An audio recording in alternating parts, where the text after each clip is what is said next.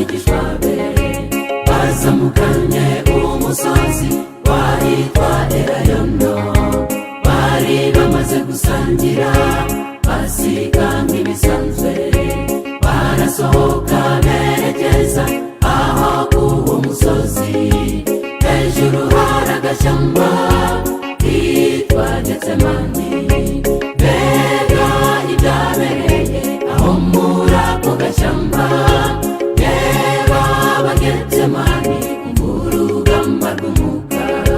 Mbega ibyabereye aho muri ako gashyamba, reba Abagetsemani urugamba rw'umwuka.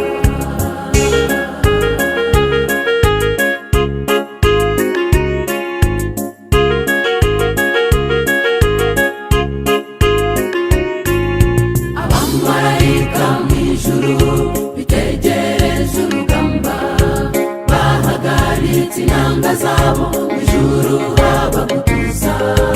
Za ndirimbo z'agahozo barazisubika rwose, bari bafite ubwoba yuko yasaga atsinze dupfuye. Iryo joro hari agahinda, Yesu azira ibyacu. Mbega ibyabereye aho muri ako gashyamba, reba Abagetsemani urugamba rw'umwuka. Mbega ibyabereye aho muri ako gashyamba, reba Abagetsemani urugamba rw'umwuka.